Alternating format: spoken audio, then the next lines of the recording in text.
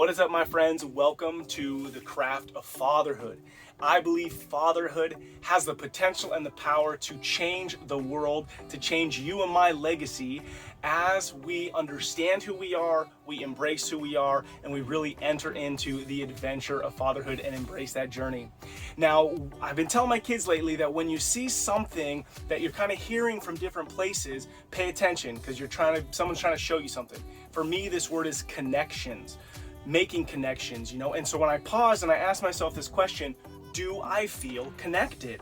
There are times I don't feel connected. I feel like I'm just going through the motions. So do I feel connected to myself, to my calendar, to my activities throughout the day, to my spouse, to my kids, to God? Do I feel connected? Sometimes I'm just doing a task because I know it's what I want to do, but I'm missing the piece that it's gonna allow a connection to happen. So this 4-week series, I'm talking about connections. The first week I talked about how to be connected to yourself. Second week, how to be connected to your kids. And today I want to talk about feeling connected to your spouse. And I know this is a tougher one. Do you feel connected to your spouse? Do you feel connected to your wife? Now, this can bring up a lot of stuff. It's hard. Marriage is messy. Marriage is a struggle. Marriage is difficult. But I don't think we have to make it as complicated to feel connected as we do. Okay, we could go into hours probably of conversation around how to be connected to your wife, but I just want to share a couple stories and a couple thoughts. Now, on Monday's podcast, I was so honored I got to sit down with a childhood hero of mine, the skateboarder I always looked to growing up, Jamie Thomas, and he shared his life, family, father, marriage, skateboarding. We talked about it all, and we talked specifically about marriage, and he made a comment. Marriage, he's been married 25 years, marriage, if you allow it to, can shape you as a man more than anything.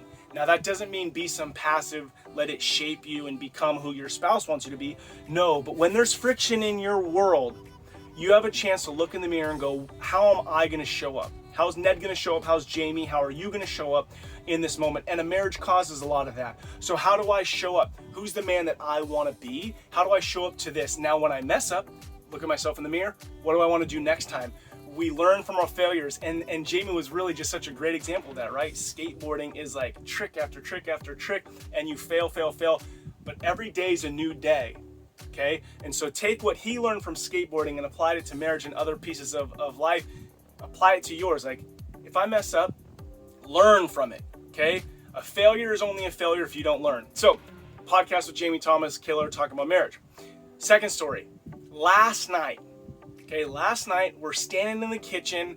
My wife had just made taco salad. Brody and Presley got home from youth group. Brooklyn was sitting in there, and we're messing around, horsing around, making our food, and my wife was just laughing. Now, in this moment, I looked across. Now, connections is important to me right now. I looked across the little island, and I just see her laughing, just fully present. And I soaked up that moment of like, dude, she's laughing, we're having a good time, I feel connected. Now, this wasn't on my calendar, this wasn't a task that I put down, this wasn't something that I went to a class to plan. This moment happened, and it happened last night. I can't recreate it. I can't hold on to it and make the moment pause, but I could be entered into it right then and there. And at that moment, I felt connected to my wife. Now, on Sunday, our pastor was talking about conformity, not conforming. Now, one of the stories he shared were statistics, and I'm not sure what he said exactly, but I looked it up today. Children laugh between 300 and 400 times a day. Adults laugh 17.5 times a day. No wonder we're so freaking stressed and life is feeling so hard. We're not laughing enough. So here's my challenge to you. If you want to be connected to your spouse, how do I get more connected to my wife? Let's uncomplicate this a little bit. What makes her laugh? How do you make her laugh? Now, my strategy is I tell a lot of jokes or a lot of silliness or a lot of stupid things during the day. About half of them to 25% of them land, and I'll get a chuckle. But here's a great opportunity for us to connect. That just lightens the mood a little bit, right? Let's just lighten the day. When I do something stupid, how many times do I just get pissed and like, oh, don't laugh at that. Like I'm a jerk about it. Why not just laugh it off and create a moment like, oh my gosh, what an idiot. What an idiot. Now, I don't want to move into dads are idiots because I'm not down for that. But if we make a mistake, laugh at it. If something happens in the home, let's laugh. Let's have fun, not at someone's expense, but let's create a connection. Now, figure out what makes your spouse laugh and create space for it to happen. It doesn't mean it's always going to happen, but that means don't rush through dinner. Don't rush through a TV show you might watch. Don't rush through a game. Don't rush through the car. What can you laugh about without it being at somebody else's expense? How do you laugh more together? So my challenge is, as we desire to have deeper connections with our spouses, let's laugh a little bit more together. Let's ease the stress of the day and just have a little bit more enjoyment by being present in the moments that we have. Let's create more connection points by being present to the moments and the opportunities. My friends, fatherhood matters. Rebel against the status quo.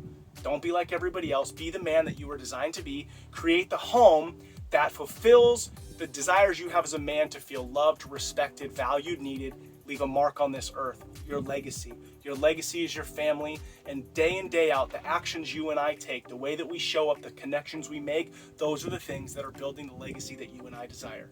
Next week, I'm going to talk about how to build connections with your friends.